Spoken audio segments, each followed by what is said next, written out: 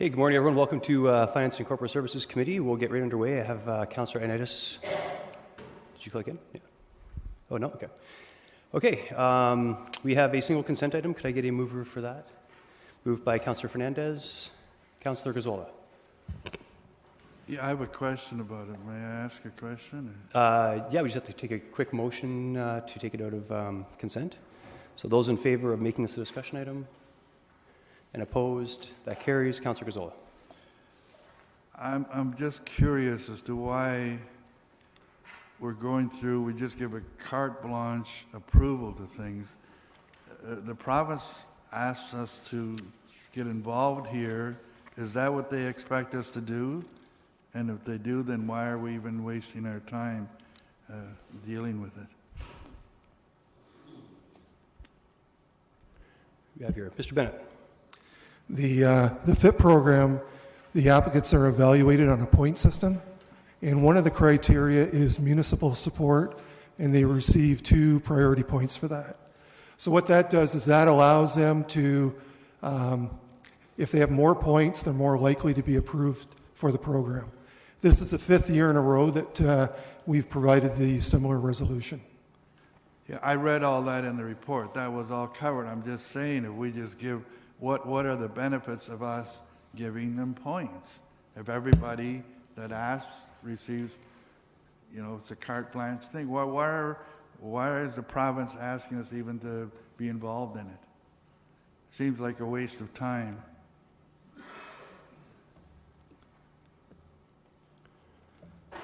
That's the criteria that the province has established, and we benefited from the community from a sustainability standpoint.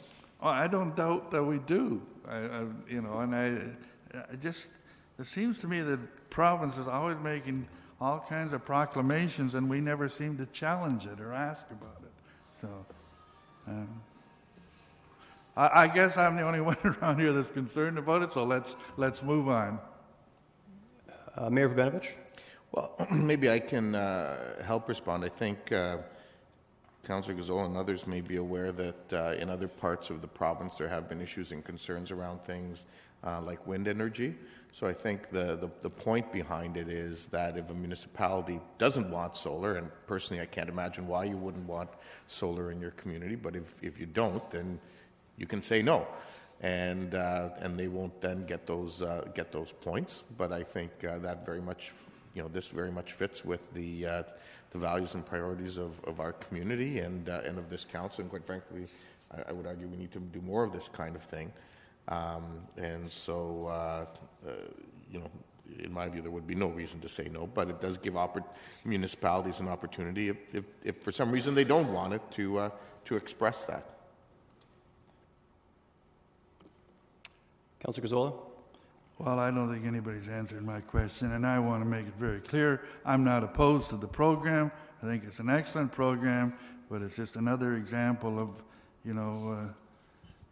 province passes proclamations that nobody ever asks about. Thanks. Councillor Gazzola, I agree. It does seem a little, I'm not going to argue, it does seem a little strange that we have to pass a carte blanche thing. I think it should be built in, but here we are, and we have to approve it. So it's been moved by Councillor Fernandez. Those in favor? And opposed? Sorry, who said that vote again? Those in favor? And none are opposed. Very good. Okay, on to the user fee review, the beginning of our budget process. The way we're going to tackle this, there is no staff presentation, so I think we're just going to go through sort of section by section. I've broken it up a little bit. I hope that if anyone has any questions, they are sort of broken up in order of the user fees. So we're going to start with, if you want to start doing a page flip on page 2-6. So we will take questions on page 2-6 through to 2-8. 2-6 to 2-8. Councillor Ioannidis. Thank you, Chair Davey. My questions are more on the whole thing instead of just sections. That's fine. Okay. One of the questions I wanted to ask staff is, When we're looking at doing the rate of inflation, and I know what the rate of inflation is at 1.7 or 1.75, why are we going with a 2% rate of inflation? Mr. Wilmer. Oh, sorry, Mr. Haggie. Through the chair, we have to set the rate of inflation earlier than what early in the year. We don't know exactly what it is. 2% is a reasonable expectation from the time that we were setting it. Okay. My other question is, I've had this concern before, and I feel like when we see these new fees come up that we don't really have a kick at the can of what they are, and they're just fees being added. So why are new fees being introduced? Like, why weren't they covered before in your budgets? Through the chair, it would be up to each individual area to answer. There's specifics that come up. So my understanding at it in a general sense are there are more requests for things that we haven't been doing in the past, or we, specifically in a recreation sense, it may be something that somebody else that delivers a similar service is doing, or that people are seeing that's out there, and we're just kind of mimicking what's available at other places. Okay. So when I see these new fees being introduced, I think it would be like, why don't we have more of a detailed explanation? Because, I personally want to see the reason why we're doing it instead of just having a little simple, small explanation. Like, I want to see the data behind it, why we're doing it. So we can take that direction for next year. It's obviously not in this year's report. And if there are specific questions about any of those, we'd have to get those answered today or before council approves it at the next council meeting. Okay, thanks, Mr. Haggie. Mr. Chair, when the time's appropriate, I'd like to make a recommendation. Before you click out, is it? Could you just give us a heads up on what the Well, recommendation I want to reduce the 2% to 1.75, and any new fees that are being introduced, I don't want them in here at all. Okay, I appreciate the heads up on that. Councillor Fernandez. So I actually have the same question in the fact that I would have liked to have seen us start at the CPI and then go from there. I understand that we count on some additional revenues, and that difference between what our user rate fee is and the rate of inflation. Is that one of the reasons why we're setting it? That we're hoping some of the user fee revenues will offset our operational budget? Mr. Haggie? Yes, through the chair, it's part of our normal budget process that user fees would index, and that increase helps offset tax rate increase. So if there's lower user fees, it means that the tax rate will have to pick up those costs. And the reason we charge user fees in programs is, they're identifiable people consuming that service and not a general good. And I understand that. I think that there is a good rationale for, if you use the service, you pay for the service. It's just, I think it's hard for some users, and I know it doesn't. It's sometimes it's pennies when you see the increase. It's just the principle. That's all. Thank you, Councillor Marsh. Oh, no, thank you. Okay, Councillor Etherington. Through you, Mr. Chair, just on item number 79, I believe the current cost for a kid to get into a swimming pool is $375, and I noticed that amount is going to stay the same, which is terrific, but when we say to remain comparable to neighboring cities, are neighboring cities charging $375? Is there anyone can answer that? Mr. May. Through you, Mr. Chair, when staff set these types of fees, they do a review of neighboring municipalities, but also private sector comparables. So my assumption would be, based on that comment, that that is in line with other municipalities. Okay, and I ask this because it was brought to my attention by a couple of parents that they have difficulty with a couple of kids taking, every time they go to the pool, paying $7.50 for 2 kids. I just wondered if we're out of line there with other neighboring cities. And I think you've already answered that, whether we've given any consideration to reducing that $3.75. Sorry, Councillor Ellington, I didn't understand the question in there. Have we given any consideration to reducing that amount, that $3.75 amount? Mr. May? Through you, Mr. Chair, no, we did not. When we looked at other comparables and found that we were in line, we felt that this was an appropriate amount. I would point out line 90, which is a new family book of tickets. So that is one way to give those who don't want to pay that much a bit of a cost reduction in terms of bulk purchases. Thank you very much. Okay, very good. We will, there's no further questions on those items. I believe I stopped at 2-8, so we will go from 2-9 through to 211. 2-9 to 211.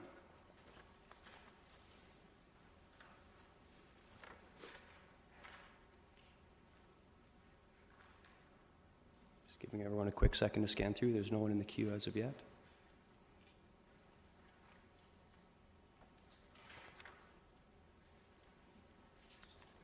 Councillor Fernandez?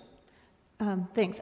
I really just thought of a question. Well, do we ever consider if a group is renting a room in one of our community centres, and it's for a non-for-profit organization?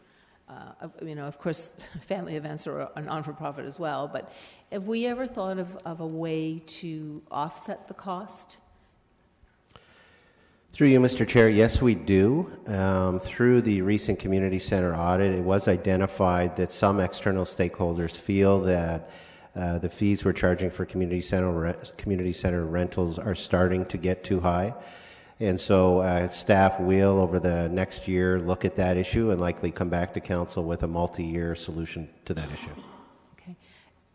Is the rentals for community center rooms, is it revenue generating, or is it sort of a cost neutral? Through you, Mr. Chair, I would say that when you take in all of the costs, while we attempt to be revenue neutral, we likely actually don't make as much money as we expend in staff, electricity, and other overhead, that kind of thing. Okay, thank you. Just have one question, if you know offhand, Mr. May. When it says family admission, is there a limitation on the, how do we define family in that context? Any idea? Is it 6 people, however many? Oh, sorry, you turned me on there. Sorry, I jumped out too quickly. I don't know, but I'll get that information. I can email that to council. Okay. I'm not seeing any further questions on this, so we'll move on to page 212. Through till 214, 212 to 214.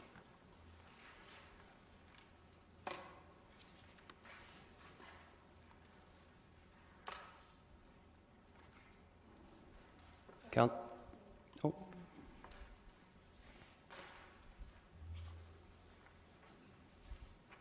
Not seeing anyone. Okay, let's move along then. Let's do 215 to 219. 215 through to 219.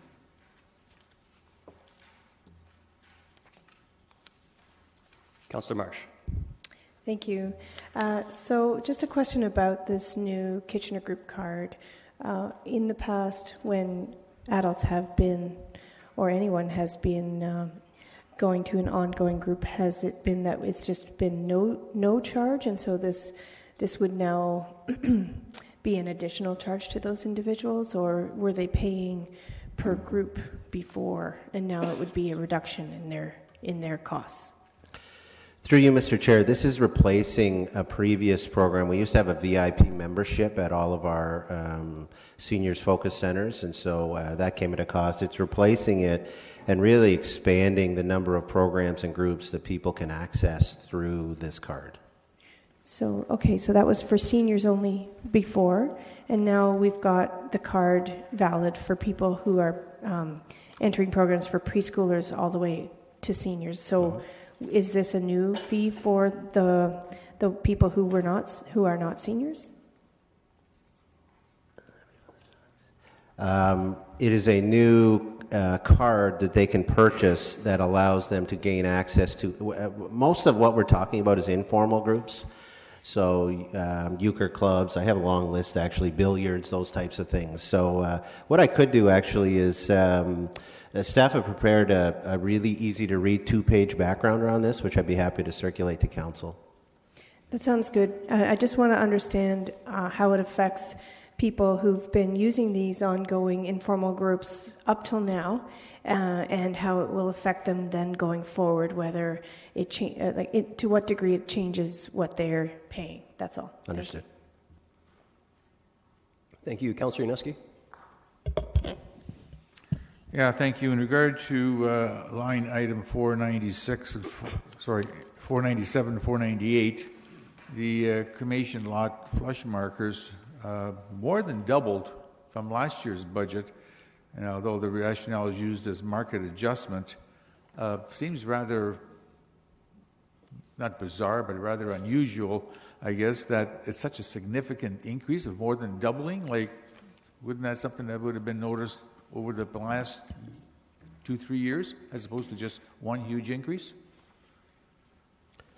So through you, Mr. Chair, these are things that fluctuate. This is a competitive business, and so what staff have done is, again, looked at what other competitors are doing and are aligning with those. It also reflects year to year, we do have changes in terms of customers' preferences, so sometimes those preferences change, and as they do, we find that we can increase some of the fees. So this is market conditions compared to like Waterloo, Cambridge, or... There's that, but then there's also the customer preference. So my numbers seem to be not aligning with what councillors are referring to, so I'm not sure of the specifics, but from time to time, like the issue of cremation is becoming more popular over the years, and so we find that we're able to charge more for that service. Okay. Councillor Schneider. Thank you, Chair Davey. Page 218, items 563 to 566. We separate out the different faiths, the Protestant and Catholic. The prices are the same. I'm just wondering if we need to make that denomination distinction. Through you, Mr. Chair, I have no idea why we do that, but I bet there's a really good reason, and so I'd be happy to circulate that to council. Okay, thank you. Councillor Singh. Yeah, just want to quickly challenge that rationale, or just maybe even more clarification from my understanding. Mr. May, you said with cremation becoming more popular, it allows us an opportunity to be able to charge more too. But then again, making more land available for cemeteries, that's a costly initiative as well from a municipality perspective. So the fact that more people are wanting to cremate, wouldn't that be a positive direction? Absolutely. So if we charge more, are we... We are finding that our customers are willing to pay those fees. Okay. Councillor Fernandez.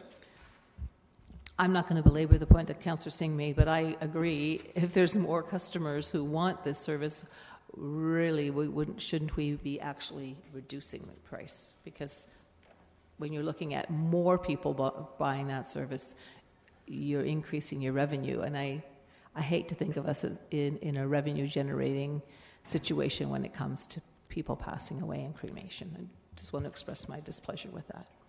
Mr. Wilmer? So through the chair, certainly I think the point that the councillors are making is a very valid point in terms of the land requirements.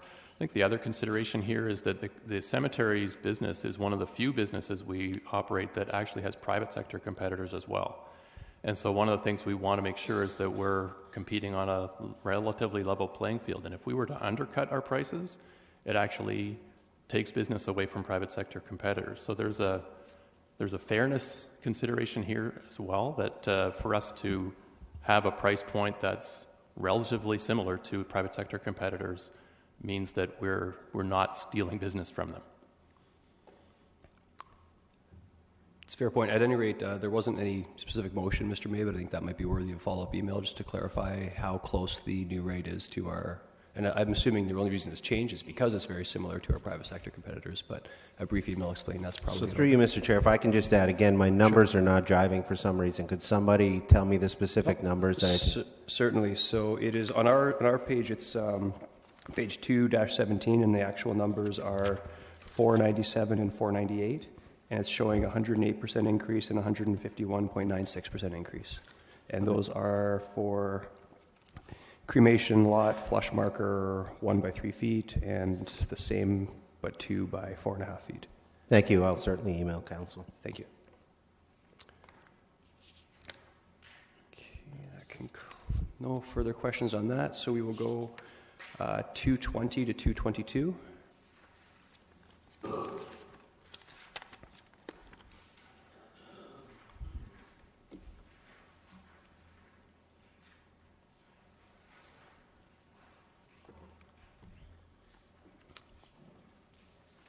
Not seeing any questions. 2-20 to 2-22.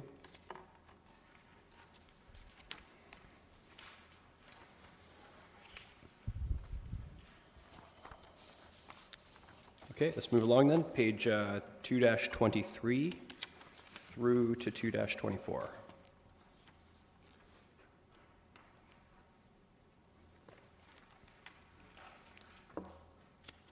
This is all fire. I don't see... Oh, Councillor Yaneski? Yeah, in regard to line 827 and 828, dealing with the fire department response, I'm just wondering why there is a fee for this if the fire department's role is to provide a public service. Even though this happens to be on a provincial highway and MTO increases their rates, I'm not sure what their rationale is, probably maybe for cleanup as opposed to anything else, but why do we have a rate for the fire department for a response? Through you, Mr. Chair, this is really us providing a service to the community and to the province. We're able to charge for this, and so that's what we've done for, for as long as I can remember. Councillor Singh? Oh, sorry. Hold off, Councillor Singh, if you could. Councillor Yaneski? Yeah. So, I mean, we're obligated to charge for it. Who do we charge? I mean, you may be involved in a vehicle accident or a car starts a fire and fire department responds because somebody else calls 911 and they come. And who gets billed? Through you, Mr. Chair, I can email council on that. I'm sorry, what was his answer? Mr. May is going to follow up. Okay. Yeah. Councillor Singh? Yeah, I was just going to be able to try to touch on that point, but my assumption is it's probably insurance companies, but it's good to have Mr. May respond on that. Very good. Okay, I'm not seeing any further questions on this. So we're on to planning, page 2-25 to 2-27. 25 to 27.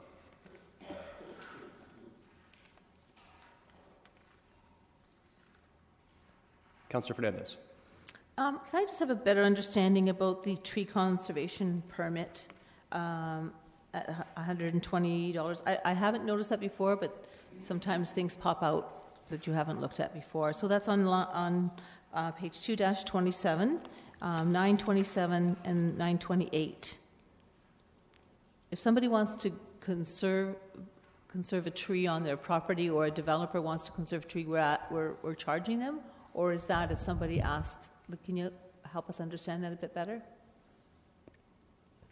Through you, Mr. Chair, I believe that is to try to cover some of the costs of staff doing the work, but I can certainly email council on that. Okay, thank you. Mr. Wilmer? Through the chair, just going by recollection, because this is a fairly recent new permit that we require. It's a permit. We could have called it a tree cutting permit, that you need permission in order to remove a tree. So the general purpose is to conserve trees, but I think to Councilor's point is well taken. We're not charging people to conserve. We're implementing a conservation program, and they need a permit in order to remove a tree. Okay. On certain size lots or certain size woodlots. Would be useful in the future if we could just put permit to remove after those. That would clarify that significantly. Appreciate that. Councillor Singh. Yes, on we're going up to 227, right? 2-27? That's right. Yeah. 960, site plan pre-submission. To my understanding, we endeavor to ensure that applicants have the right proposal in mind, limiting, I guess, undue process to go through applications, which may not be, something that staff would support. By increasing the fees, continuing to increase the fees, would we not see less people going through pre-consultation and putting forward applications? And I'm talking about even committee of adjustment aspects of it. Through you, Mr. Chair, these are quite labor-intensive bodies of work, and so we believe that the fee is justifiable. Certainly all of these fees were presented to the Home Builders Association prior to coming before council, and they did not raise an issue with that increase. I appreciate that, but it's before council as well, and it's council's decision as to what they want to do. A lot of the increases are rationaled with alignment to neighboring municipalities before this is ratified in council. Could we have a response to see what the City of Cambridge and Waterloo charge for the pre-consultation? Thank you. And Mr. Wilmer? Through the chair, so there's a couple of other points to consider here. One is that this, for line 960, is specific to site plan, and the Planning Act actually allows municipalities to require this. So this is not optional. We actually require the site plan pre-submission meeting to take place. The other factor is that this is a prepayment of the application or a portion of the application fee. So for those applications that go through the pre-application process and then to application, there's no total increase to the application fee. This is a partial payment. But many actually go only to the pre-application stage and then don't go further. And so what we're trying to do is more accurately recover our costs on those ones. Thank you for that. I think that's a fair request from Councillor Singh, though, seeing as there is looks like there's a 14% increase and there isn't a comment, at least on my sheet, there's no comment in terms of the comparable rationale. So looking at the neighboring municipalities and getting back to us real quick would be appreciated. Councillor Marsh. Thank you. Just a follow-up question regarding the tree conservation permit 928, 929. Do we have a corresponding fine when a property owner has been found to cut down a tree that they didn't have a permit for? Through you, Mr. Chair, when I respond to the original question, we can provide full details on that. Okay, thank you. That's a good question, Councillor Marsh. Okay, no further questions on this, so we will move on to building, which is page 28 and 29, 2-28 and 2-29.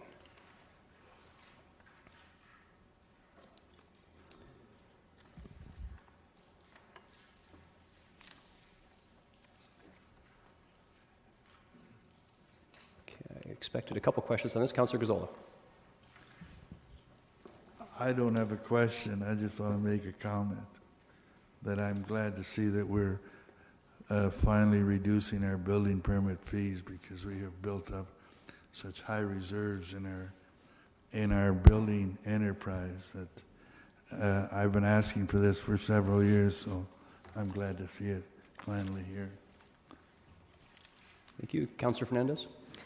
Similar comment. I think it's good that we're recognizing that we're being more supportive of people who may be doing renovations or work on their property, and encouraging the building So I think this is definitely a positive direction. I mean, certainly don't expect us to keep reducing fees. We have to be reasonable because it is a large body of work for our building staff as well.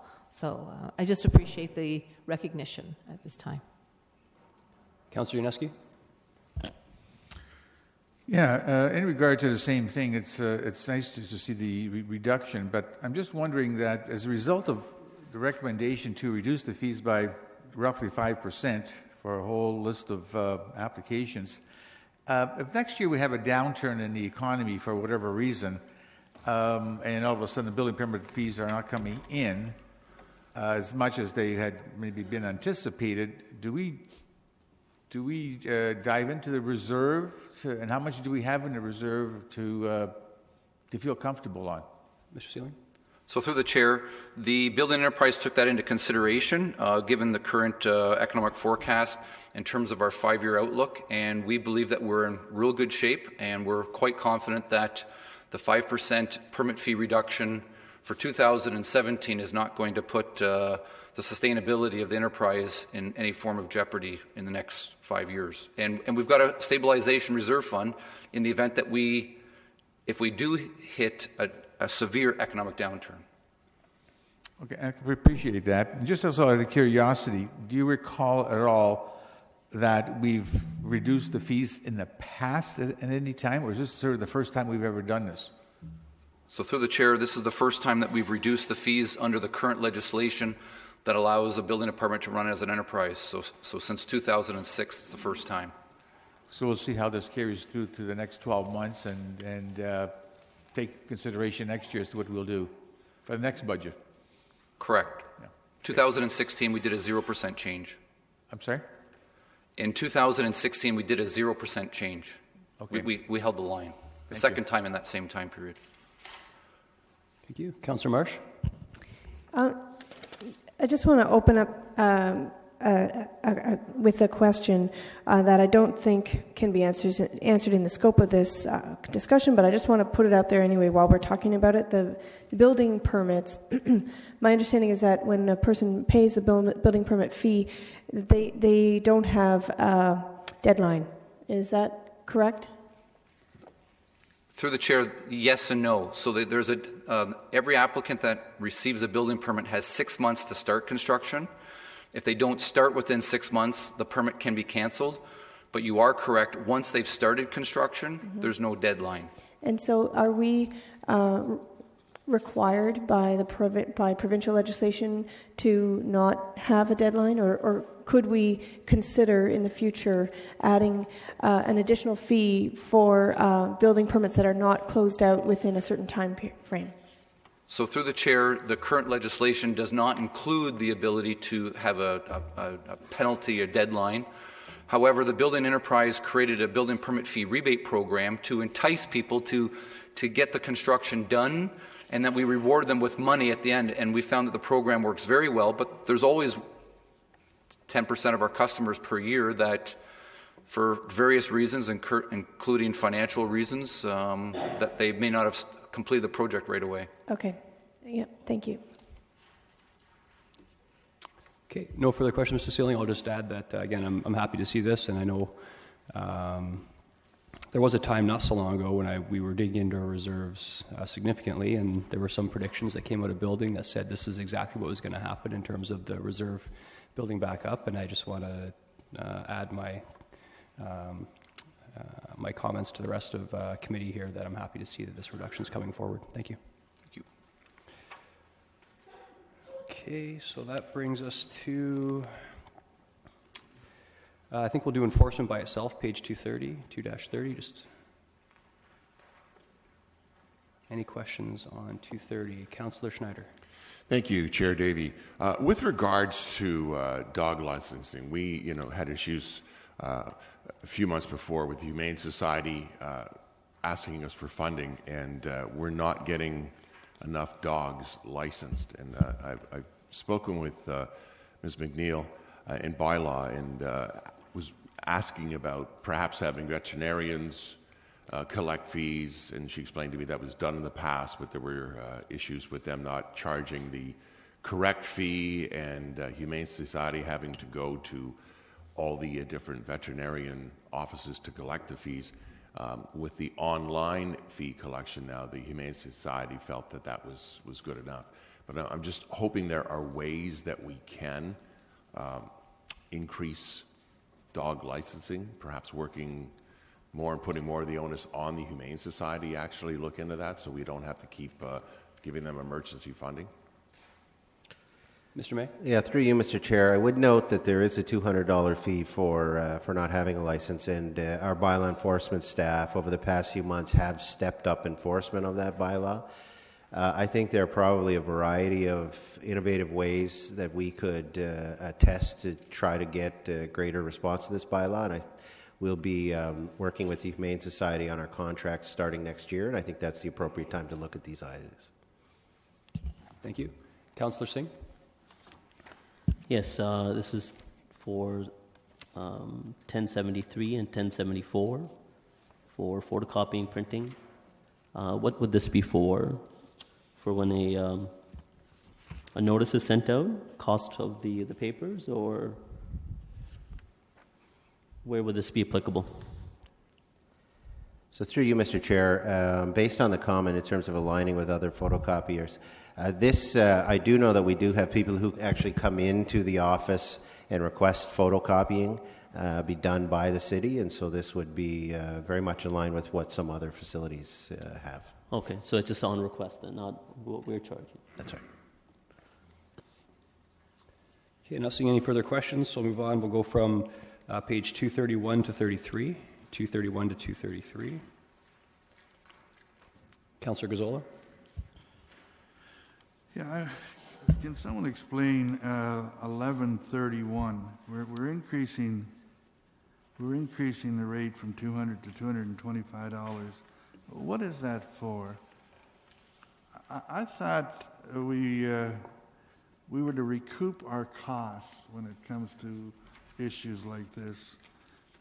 Why are we? Who cares what other municipalities are doing? Should that be a factor in this? So, certificate of official. I thought there was a comment at the beginning on that. It says to maintain parity with neighboring municipalities. Right. I thought in the legislative services area, we were to recoup our costs. Okay, so, well, that's... Oh, sorry, Ms. Darling? Through you, Mr. Chair, yes, it is to recuperate our costs. There are costs associated with issuing a certificate of official. This is something that will legalize whatever action is being taken with respect to a Committee of Adjustment decision. And so in the past, we have been rather low, and when we did our Committee of Adjustment review and were reaching out to other municipalities, we did find that we were significantly lower than other municipalities with respect to issuing these certificates of official. Are you entitled to recoup your costs? As far as I'm aware, we are, yes. Are you recouping more than your costs? I thought I took it that you were more efficient than other municipalities. That's not the case? Through you, Mr. Chair, I accept that compliment. Thank you very much. But there is still a cost that is associated with it, and wherever we are able to recuperate our costs, that's what our aim is to do. But that's not the explanation you give here, so what is the case? Through you, Mr. Chair, I take your point, Councillor Gazzola. In the past, we have not really been recuperating our costs. We have been significantly lower, and so this is a way for us to make sure through our review that we are recuperating our costs and at the same time being on par with other municipalities. Are there other areas that we're not recouping our costs? Through you, Mr. Chair, I couldn't say at this moment. Certainly, as we review various business processes, that is something that we are looking to do and making sure that wherever possible, we are recuperating our costs where it makes sense.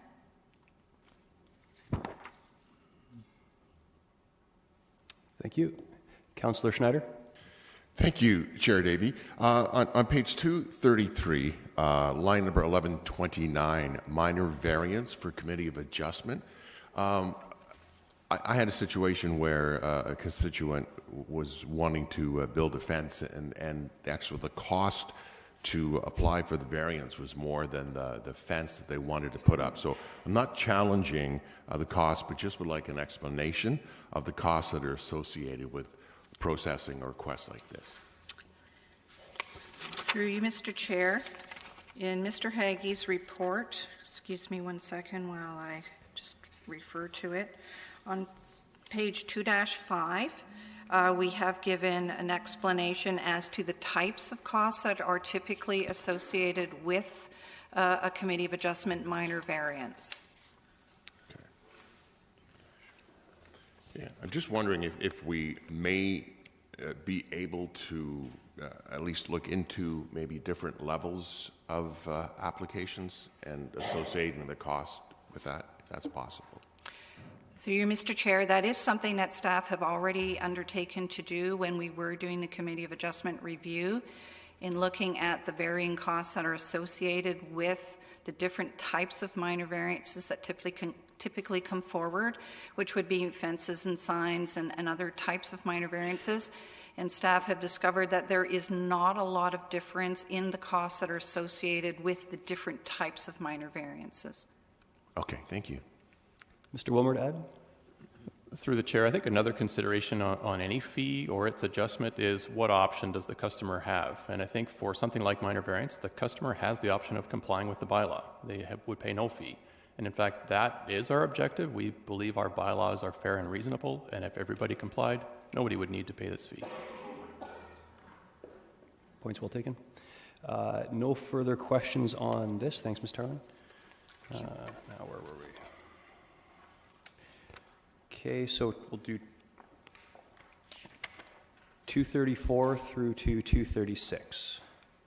234 to 36.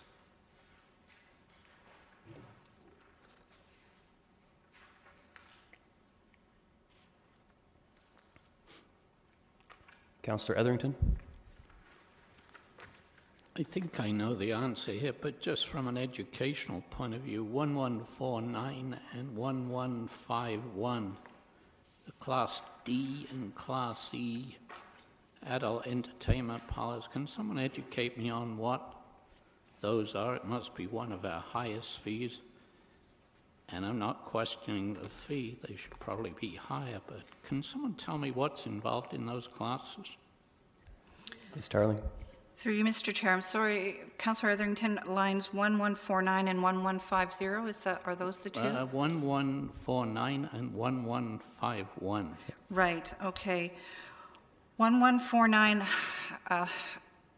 I may have to get back to you exactly on that, but basically we acknowledge under the adult entertainment parlor varying levels of the types of adult entertainment that exist. I can tell you that a Class E refers to adult entertainment, if I may say, invisible strip clubs. Right. Class D, as I understand it, is the operator of an alternative massage establishment. But I can double check on that, Councillor Etherington, and let Council know. That's okay. Thank you. Thank you. No further questions on... Oh, wait. Sorry, Councillor Barsh. 236, is that... Are we there yet? Sorry, microphone. Are we at page 236 yet? Yes. Okay. So just a question regarding 1259. The various requests, such as detailed tax statements and utility receipt. I just want to ask staff if they could let council know how many approximately a year we receive of these requests. It seems to me that when we have such a sophisticated and by many accounts a very successful implementation of the SAP program, I'm wondering why it is that we have to charge for a receipt. I'd like to see how many we have requested, and I would like to know if we can find I'd like to find a solution so that we can offer our customers a receipt that they can just print off online. Mr. Chapman. Through the chair, yes, we can report back on that. Okay, I'm not seeing any further questions. I'll move on to infrastructure, so pages 237 to 239. 2-37 to 2-39. Councillor Fernandez. Yeah, on page 2-39, catch basin cleaning 1358. When we have to clean catch basins, so after a storm, and we've got a lot of silt and sediment that go into that, who gets charged for that if it's in a new development? Is it the developer that gets charged for that? Or does it depend on if it's on private property? Can someone help me understand how we decide who gets that charge? Ms. Fletcher? Through the chair, I will have to report back on that detail. Okay. But I mean, I'm thinking about a specific situation that I know that we addressed really well on Old Huron Road, but should that situation happen again because of the up the road development, I'm just wondering where that cost goes to. So that would be helpful. Thank you. You're not seeing any further questions on this. So we'll move along. Pages 240 through to 242. 240 to 242.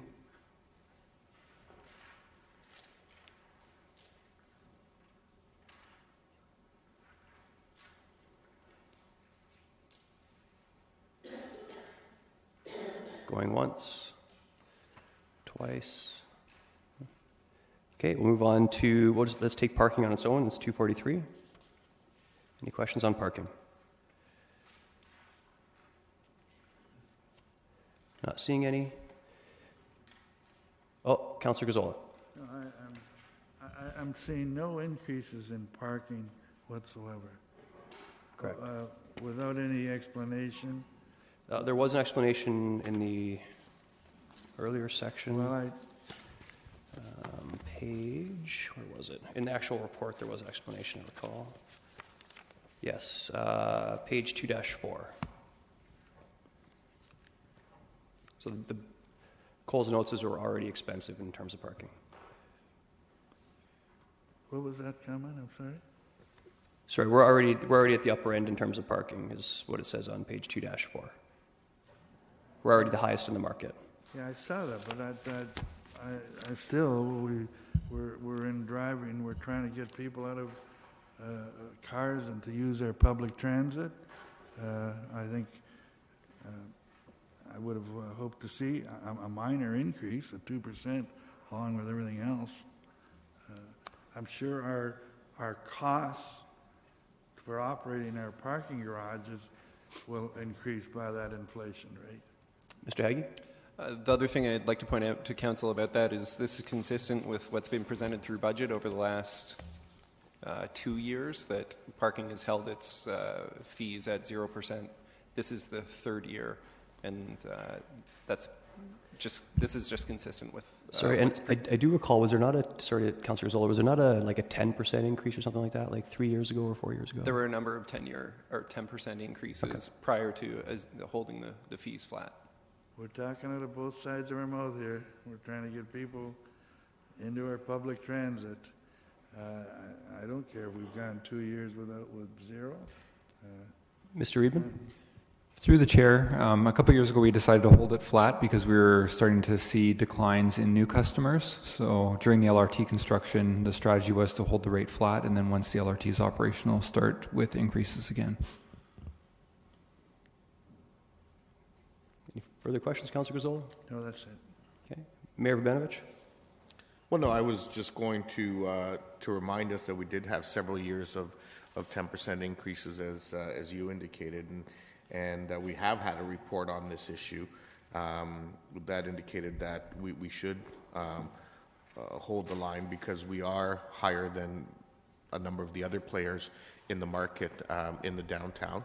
And it's also starting to become a bit of a concern, quite frankly, in our competitiveness with suburban properties in terms of business attraction. So it's always finding that balance, and I think Mr. Reedman's point about revisiting it post LRT being up and running would make the most sense. Councillor Fernandez.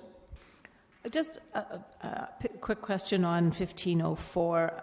I would assume that we probably couldn't give a better rate for hospital lots. I mean, I sometimes feel that we're really not penalizing, but we're taking advantage of people's situation when they're spending time with a loved one at the hospital. It gets to be quite challenging. Is there ever an opportunity for us to partner with the hospital if we have an understanding, say, for somebody who's coming in for cancer treatments or dialysis, that we, or somebody who's there for a long-term situation, that we can give them a flat rate? Do we ever do anything like that? Mr. Reedman? Through the chair, I'm not aware of that, but a lot of these lots are in partnership with other owners, so we would have to work with them on any rate adjustments since there's revenue sharing around those. Okay, thanks. Councillor Yaneski, I assume on the same point? Yeah, in response to Councillor Fernandez' questioning, the province recently adopted a flat rate for a lot of municipalities for parking and parking garages scenarios. It also applies to Kitchener because we did something at our board meeting in terms of recognizing that. So now I think it's a $10 flat rate, and you have to apply for it because if you're there going consistently for a visitation or you yourself for radiation or for whatever issues are on a consistent basis, a flat rate had been established now at the direction of the province. So that's helpful. Thank you. Okay, not seeing any further questions on parking. Move along to utilities, page 244, and that actually concludes it. So 244 to the end, 245. Mayor Verbenovich. Thank you, and this is one where I'm struggling a little bit with, because I look at numbers 1594 to 1597, and those are substantial new fees. And I mean, I'll speak to the motion later on in terms of some of this other stuff, but I am a little curious as to these new fees and the amounts and how have we covered these in the past?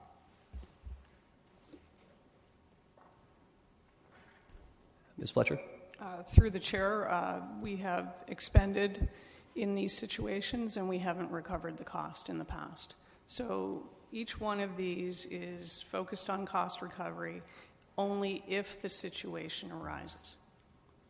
So how many of these have we had each year? Through the chair, I would have to follow up with council on that point. Okay, so this is one where, you know, I would agree with Councillor Ioannidis in the sense that something this significant really is a fundamental change in policy and really should come with a more in-depth report to council so that we can debate the merits of this, including an understanding of how much we've been subsidizing it by in the past, which I think is very different than some of the other examples of new ones where, in fact, we're doing things like offering group discounts or quantity purchase discounts, which are really more operational issues for staff to be dealing with in my view, with a number of the other ones. But this is fairly significant. Councillor Fernandez? On 1584, the bulk water fill rate, I have spoken with one of our staff on this related to Battler Road. A couple of residents in the whole issue around the snow disposal site became aware of a bulk water fill station at that site. Can you help?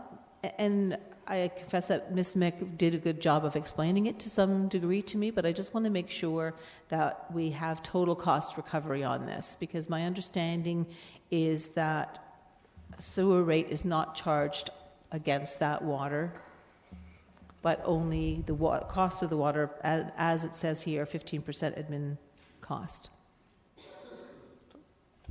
Ms. Fletcher? Through the chair, once again, I would have to get details from staff and follow up with council. Okay.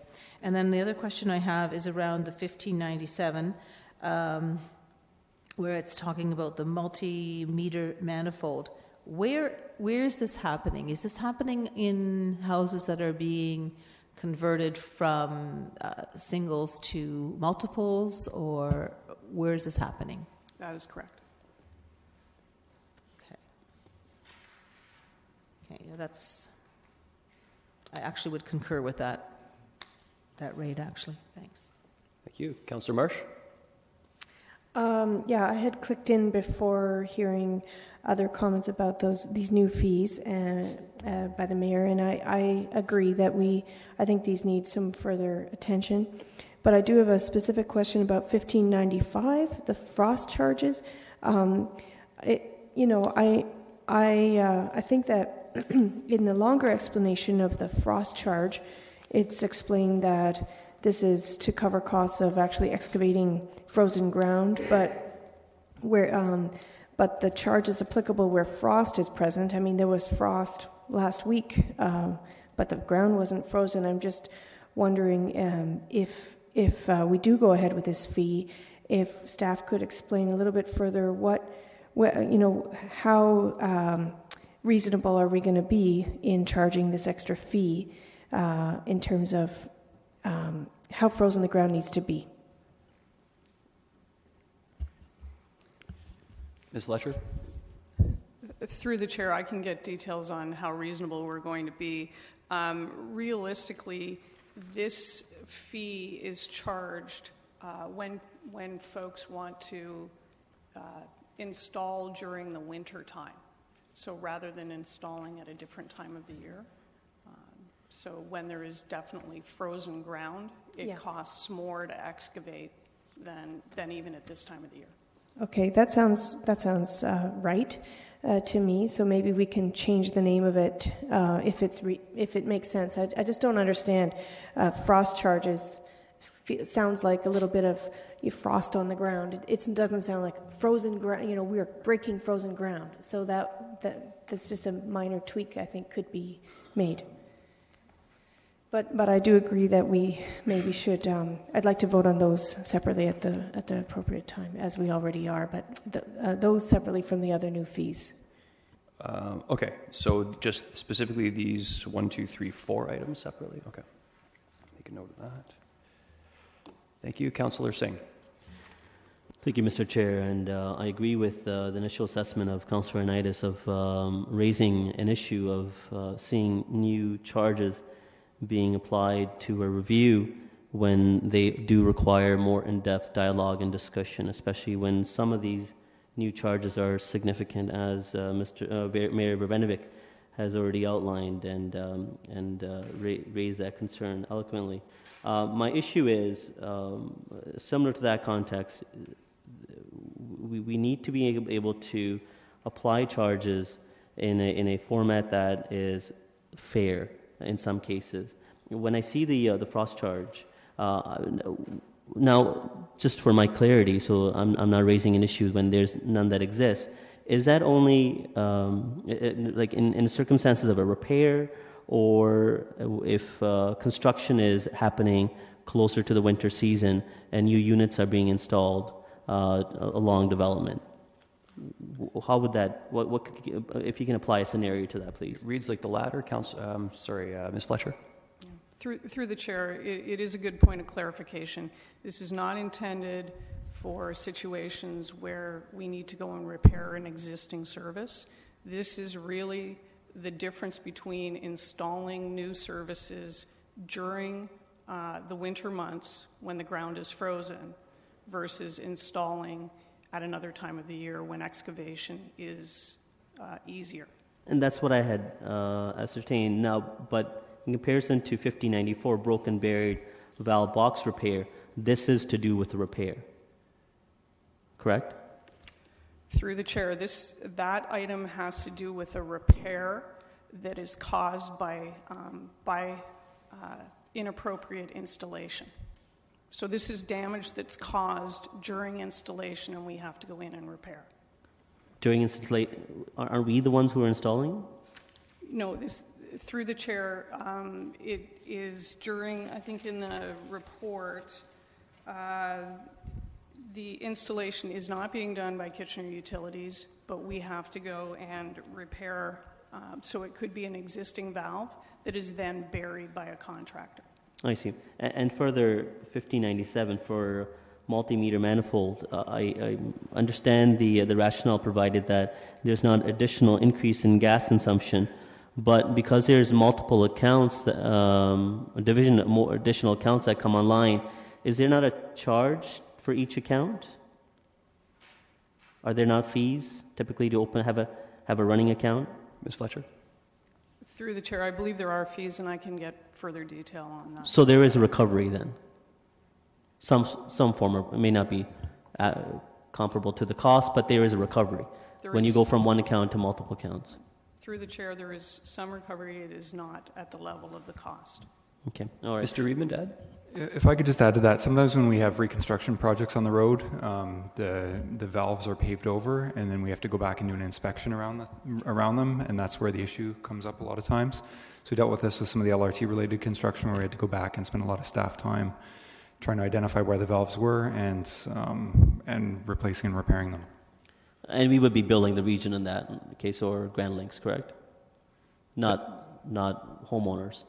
That is correct, and that's why the intent of this fee is to make sure we have a clear fee to recoup those costs when there's issues associated with them. And that's understandable in that context, but again, the more clarification that's required before we approve would be in how many cases is it on private, land, so for homeowners, as opposed to a circumstance like the region or Grand Links. I share the earlier sentiment of my fellow council members that, again, these fees are substantial. They are new. Oh, actually, I have one more quick question within the time I have left. Now, a lot of this is through the gas utility, correct? All this is gas utility. So it's not the taxpayer that's being subsidized. It's by the ratepayers themselves.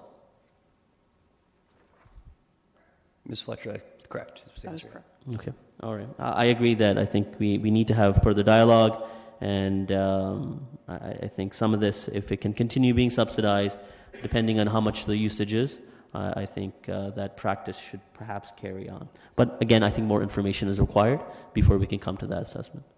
Thank you. Mayor Rabinovich?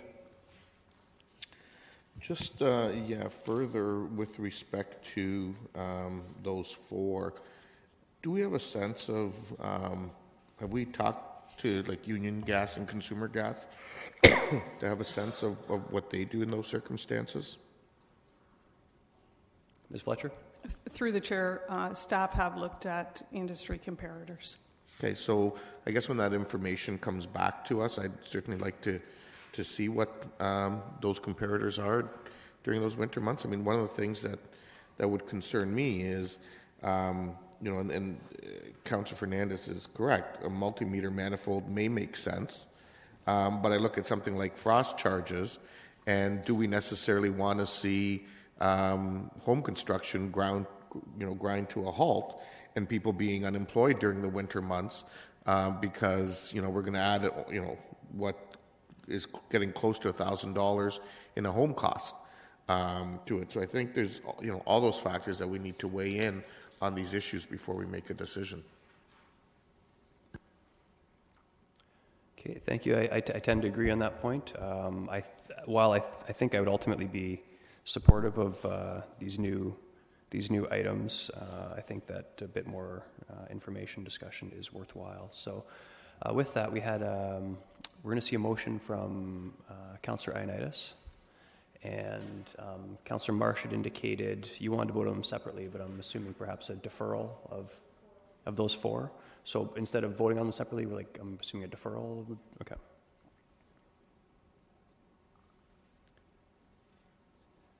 Okay, Councillor Ioannidis, do you want to bring forward your motion?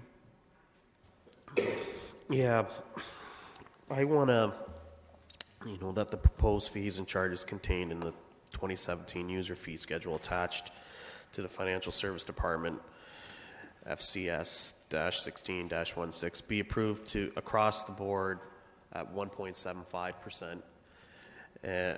and if they're lower, they're fine to be lower. And all new fees proposed that I will amend that because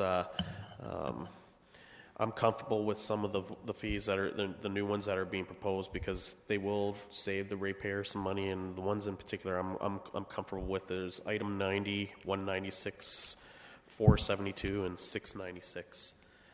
And if there's others that other members want to look at and add that I may have missed, that's fine. But my biggest concern was the items 1594 to 1597, particularly. Okay, to clarify, sorry, can you click back in? Councillor Ennis, so did you have it written by chance? Okay, great. And does it have all of the items? Yeah, it has the items. The only one that doesn't have is in the motion I wrote was the ones that are, if they're below the rate of inflation. I didn't write that in because. Okay. You get up there. Mayor Vobinovich. Well, thank you, Mr. Chair. I'm wondering before we vote on this, if we can ask Mr. Chapman perhaps to give us an overall sense of, how they came up with these numbers. Why is it at 2% as opposed to 1.75? And what's the overall impact going to be of what's proposed? I know in other years when we've dealt with this, there are, two things. Number one, we've dealt with it purely in terms of children's and seniors programming in some instances. And then, some of these other ones have good reasons beside them around why the market adjusts, why there's a market adjustment or whatever. And so an across the board of 1.75 doesn't seem to make sense, after, I'm sure staff have probably put dozens and dozens of hours of work into creating this. I'm wondering if we can get some comment from Mr. Chapman. Mr. Chapman. Through Mr. Chair, a couple of comments. As Mr. Hagee indicated, dozens and dozens of hours go into analyzing the fees, and so direction is given internally well before the summertime.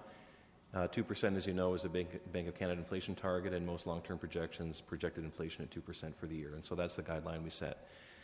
Typically, Council has always had a preference, though, to be a bit more aggressive on user fees so that property taxes can be kept as low as possible. You may recall in some years when inflation was 3%, user fees were going up by 6%, and the thinking there was that you wanted to ensure that the taxpayer who has no option but to pay property taxes has as much relief as possible, and then people that have choice around consumption of fees perhaps pay a little bit more. In our view, 2% approximates the rate of inflation. Certainly it will be low in the region. And the difference between 2% and 1.75% is about $25,000. So that would be an add to budget as we head into budget day next week. The other comment I would make, and I think Councillor Ioannidis has pointed it out, my read of the schedule is that all of the new fees are either new services that are being asked for, like weddings at Williamsburg Chapel, or they're cost savings for citizens. The only exception to that is the 4 utility fees that you've identified.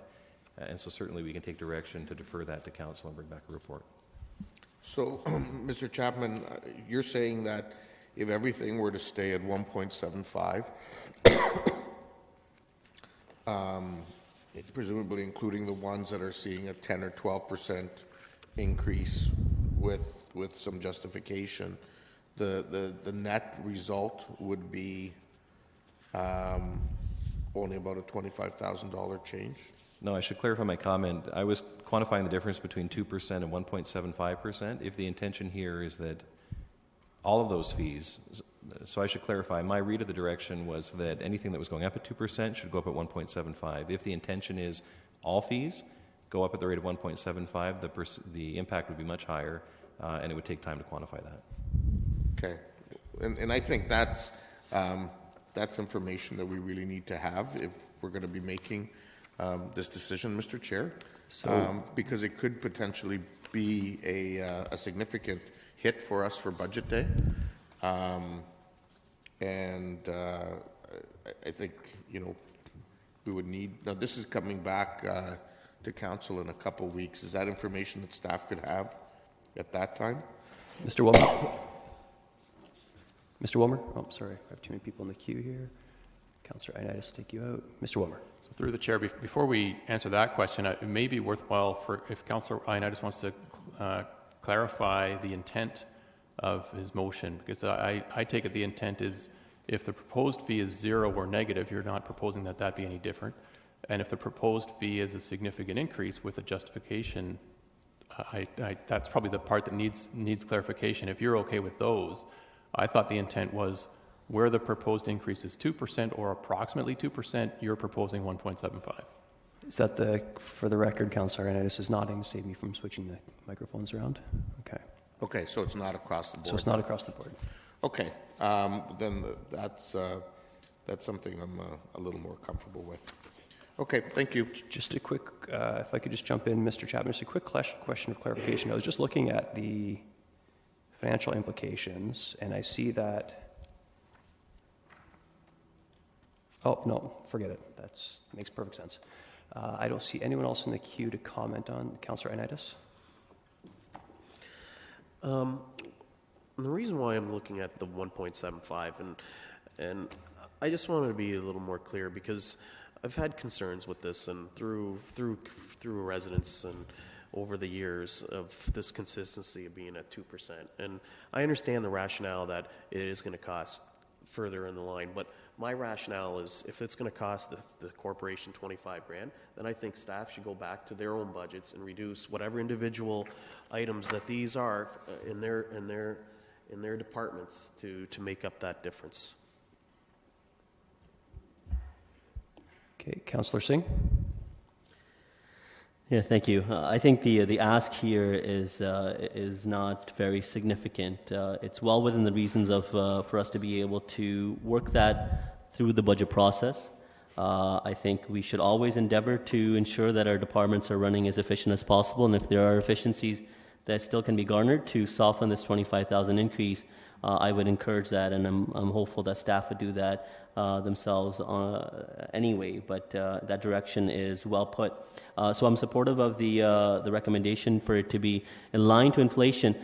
The amount difference is quite small. Most likely it's not even going to be noticeable, but it's compounding. And we can't have user fees constantly there to continue to soften the burden to reduce taxes as well, because it comes to a point where fees become so high that they're not sustainable. They're not activities that our residents can afford to enjoy and pay for.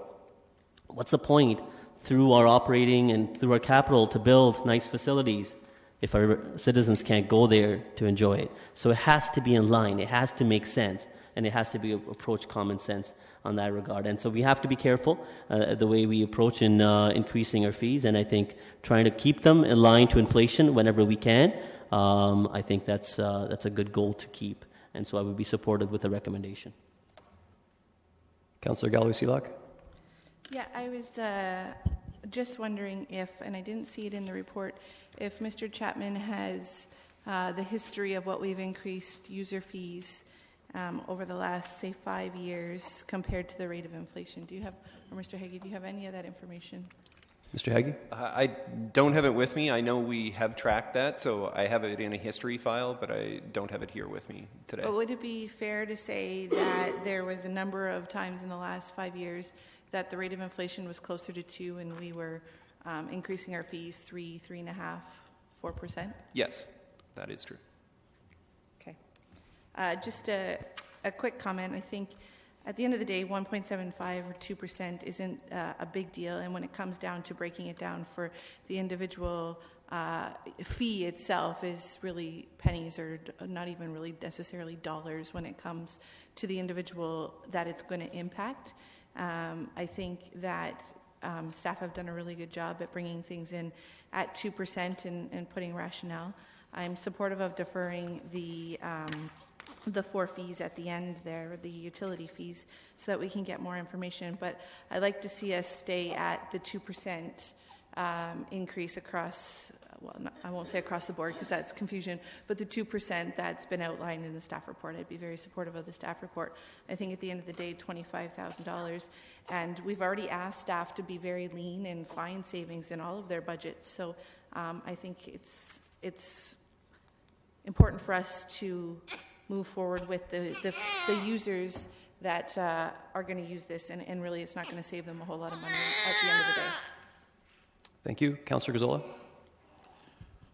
Yeah, I will support the recommendation coming from Councillor Ioannidis.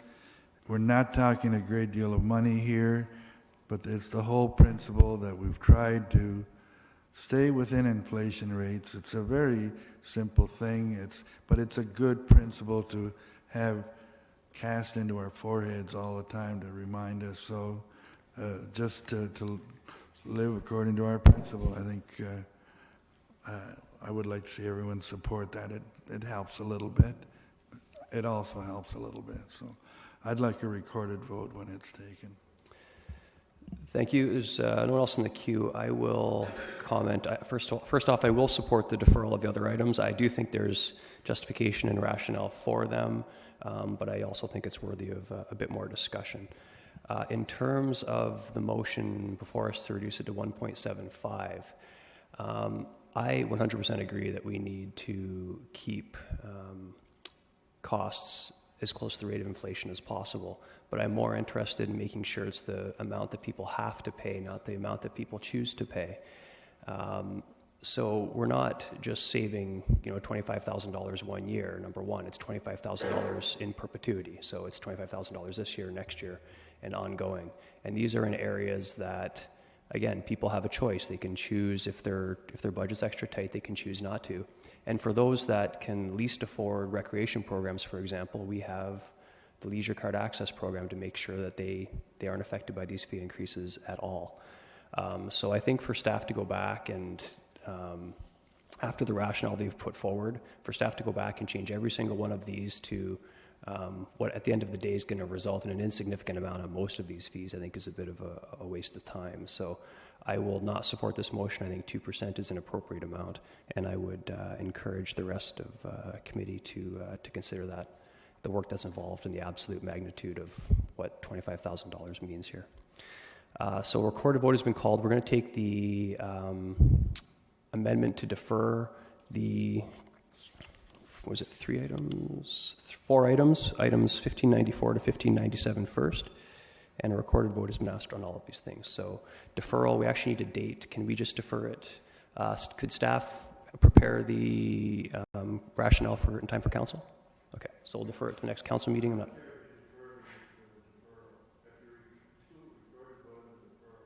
Okay, no recorded vote on that. Okay, so those in favor of the deferral? And that carries unanimously. On the main motion, again, the main motion is at 1.75% for all of the items that are approximately 2%, and a recorded vote has been called.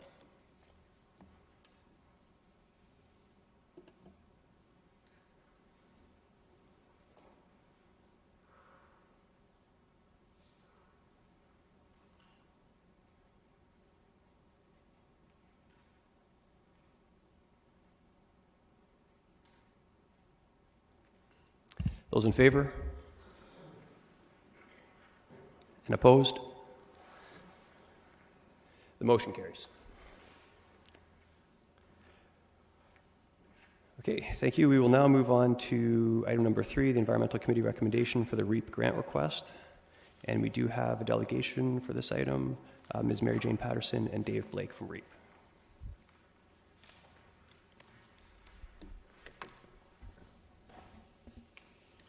Good morning, friends. Good morning. It's a pleasure to be here this morning. We want to tell you a little bit of what we've been up to. We've really pared it down, given our 5 minutes. And we'll start by just saying what REAP is in a nutshell. If you're ever asked, REAP is an environmental charity, and we help people live sustainably. That's how we can boil it right down. The City of Kitchener's support makes a huge difference to our ability to stay afloat and to bring programs to Kitchener. The core funding of these 4 local partners covers half of our core costs, and then we strive to make up the rest of those costs through fee-for-service work and programs. Some years we make it, some years we don't, and we adjust. We want to thank you, City Councillors, very much for your support, and you will hear about one of those programs that this makes possible.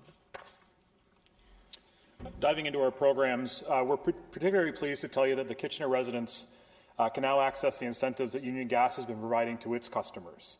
The province of Ontario has provided more money, so the incentives have increased. The total amount has actually doubled. And most importantly, residents in Kitchener and those who heat with oil, wood, or propane also qualify.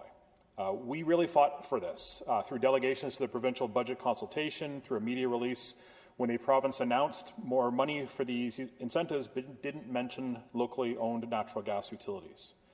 You can see what a difference that this is going to make. In the last 3.5 years, 25% of our evaluations have been with Kitchener residents, although Kitchener represents 50% of the population in the region. This is starting to turn around. In the month of August and September, more than half of our initial evaluations are from Kitchener. And in that time frame, one of them have had a follow-up evaluation to understand what they have done in their home. This is a significant turnaround, and we're very pleased to see this. The trend continued in October and it continues in November as well, with another 21 initial evaluations completed or scheduled and 5 follow-up evaluations for Kitchener residents. We're very proud to be delivering home water efficiency audits on behalf of the region of Waterloo. And again, more than 50% of those audits, of the 450 that we've completed, have been done in Kitchener. This is allowing REAP to move beyond just providing the consultation, sort of showing and education, but actually doing work with those homeowners as well. We proposed a pilot with the region where we would be installing some measures, shower heads and aerators, and we've completed that pilot, and we'll be meeting with the region later this week in order to be able to walk through the report and the results that we've seen. We're very pleased to be one of the many organizations that helped to organize what we understand is the biggest federal budget consultation in Canada so far concerning climate change. This is a rotunda at Kitchener City Hall. I'm not sure if any of you happened to attend it that day, but there were over 300 people who wanted to give their ideas on how to address climate change.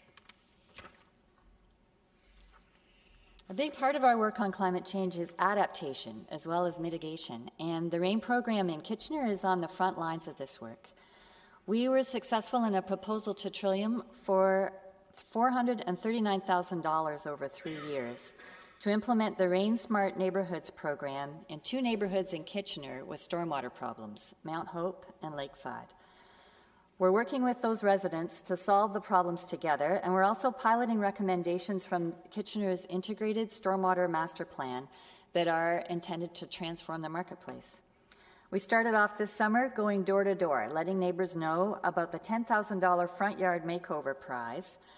Over 300 residents from both neighborhoods entered that contest. And then at the prize party, we announced the winners, and we all walked together to check out the front yard of the first prize winner, and then down the street to see where the stormwater from her house flows.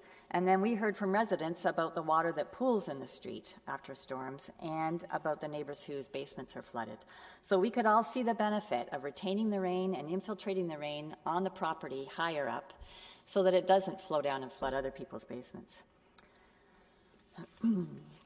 Kitchener is putting in $75,000 from the stormwater utility over 3 years for this project. We were able to partner together on this application to Trillium and receiving a $6 return on every dollar it's invested. It's a really good example of how we can work together to leverage city resources. The financial report can be found in detail on page 14 of the annual report, and we've included our actuals for the past 3 years. We chose to include this graphic in part to highlight for the second consecutive fiscal year, our fee-for-service revenue has made up more than 50% of our organization's revenue. This is the number that we're proud as it really demonstrates that we're able to take any of the funding sources and more than double their value in programs for the residents of Kitchener and throughout the region. So with that, we'd like to say thank you very much, Kitchener Council, for your support of our work in this community. And we really do want to say a special thanks to the staff that we work with regularly throughout the year. I think together we are all making it possible for Kitchener residents to live sustainably. Thanks. Thank you kindly for your presentation. There are some questions, beginning with Councillor Marsh. Thank you, Chair Davey. And thank you, Mary Jane and Dave, for your presentation. I want to also thank you for waiting so long to present. I appreciate that, your patience. And really, Kitchener Utilities has you to thank as well for advocating to get our customers the rebates that are enjoyed by others in the region. So thank you for that. And I'm very supportive of your work. I attended a workshop actually a week ago, and it was standing room only in your workshop room on a Sunday afternoon. Saturday afternoon, and it was impressive to see that you're really getting at what residents are looking for. I'm lucky enough to represent one of the two neighborhoods in Kitchener that are being piloted with the Rain Smart neighborhoods, and the residents in that neighborhood are really keen.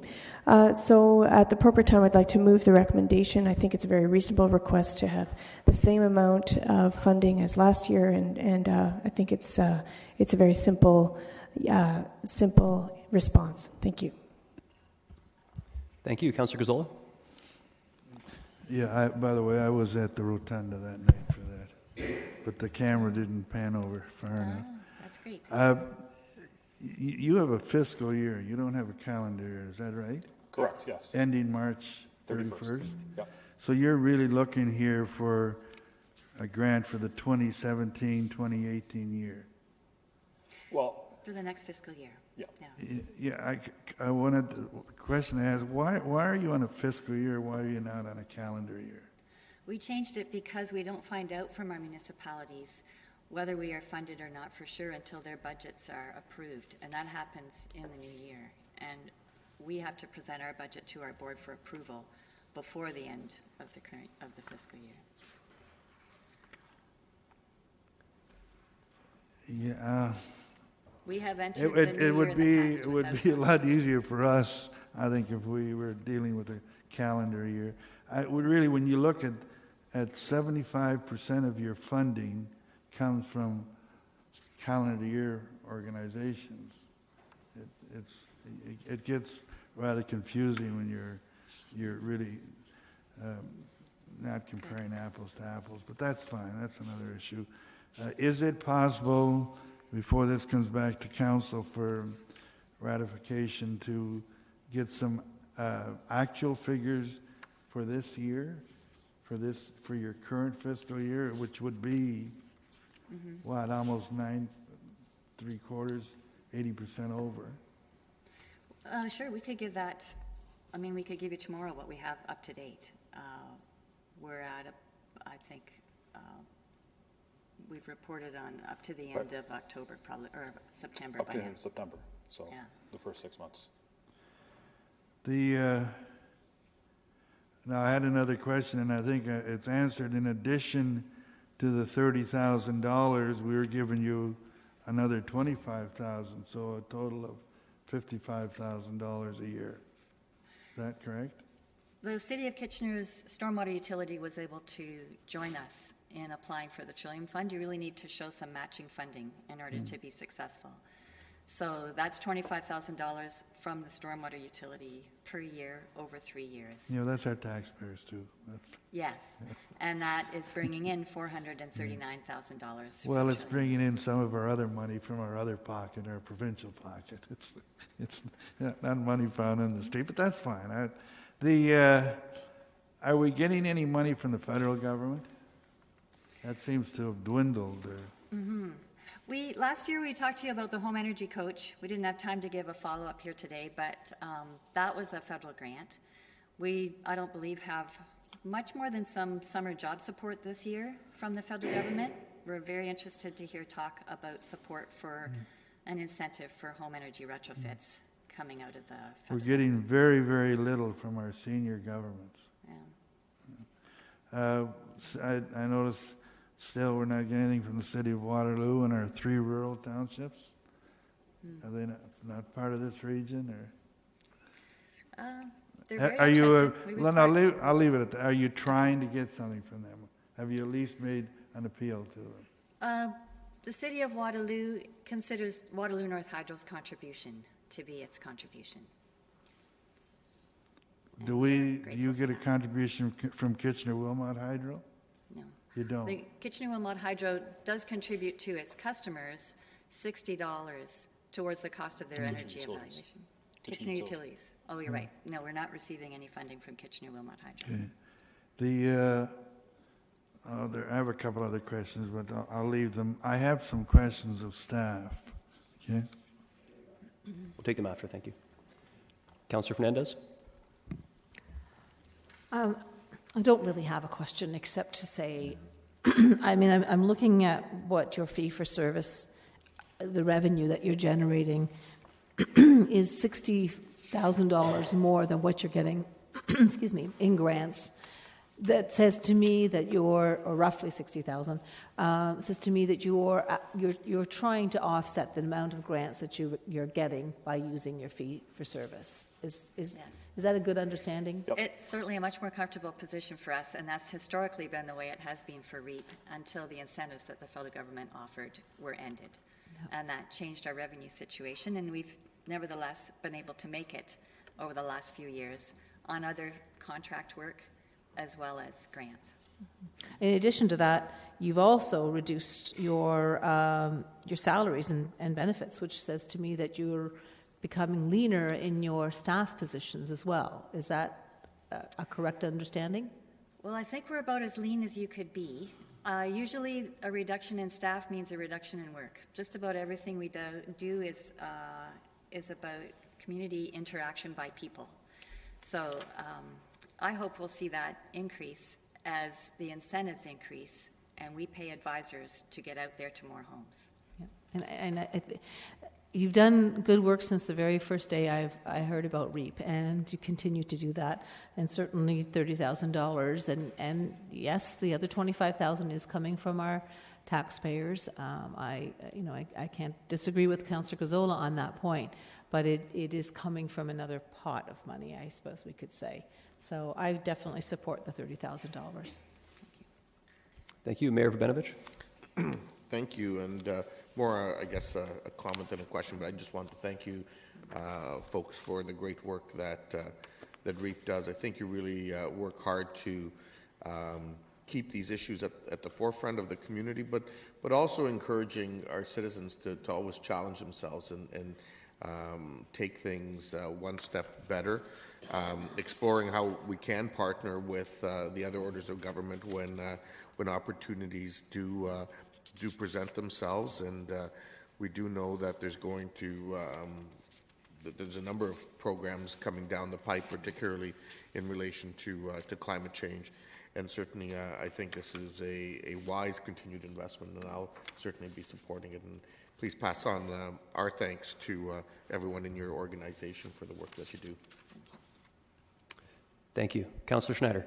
Thank you, Chair Davey. Thank you for this report. Very interesting reading the Gerard Home case study and the savings that they achieved with that. And I think, this is just one example of what you've done.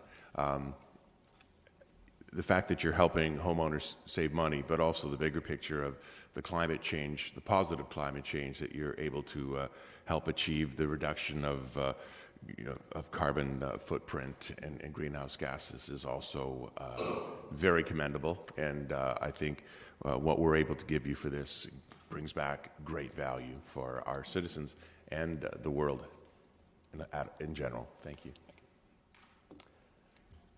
Councillor Fernandez? No question, just a request for a recorded vote. Recorded vote, appropriate time. And Councillor Gazzola, your questions are for staff, right? Okay. There are no further questions. Thank you. My sentiment has been covered by other members of council. We really appreciate the climate change work that you guys do. Okay. Thank you. Questions of staff, Councillor Gazzola. Yeah, I wanted to equate this reduction of greenhouse gases.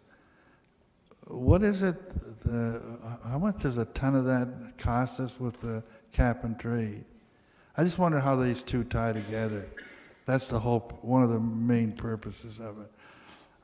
I'll leave that with you. It's something, but along those lines, I will support what this is. But I was hoping that we would fund it out of our capital monies, out of our monies for the of the cap and trade program. That's what that program, and we're setting aside a reserve and specifically for this type of thing, and I thought that this is an appropriate charge that should be applied to that account, to that reserve. So that's all. That's the recommendation I would like to add, so that it doesn't. It's in with our users. It doesn't. It accomplishes everything we want, but it's sort of taken off of our tax bill.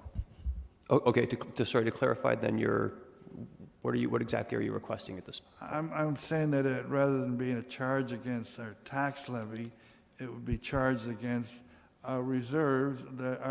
Our whole we're setting up a cap and trade capital program, and that's what the province wants us to do, to look at things to reduce our greenhouse gases. And I think it's appropriate that this be funded out of that account. Okay, Mr. Chapman.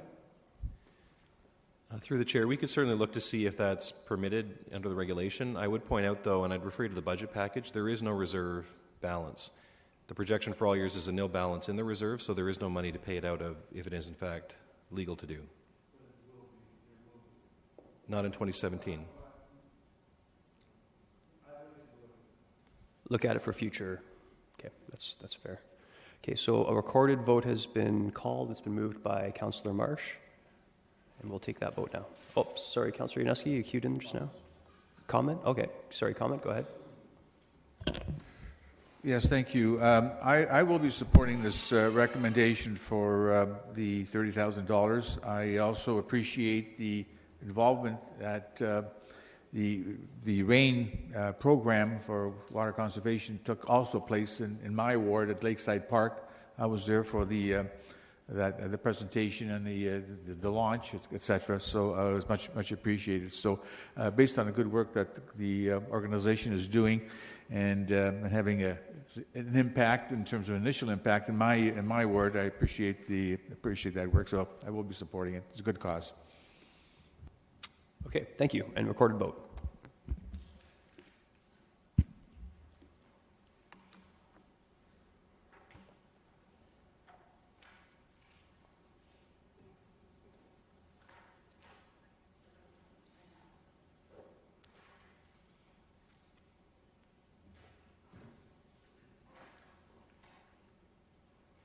And that carries unanimously. Okay, thank you everyone for the work here in Finance and Corporate Services. We will be taking Planning and Strategic Initiatives committee meeting next. We'll break for about 2-3 minutes to switch over the computer system. Councillor saying yes? Okay. 5 minutes. Okay, 5 minutes. We'll reconvene in 5 minutes.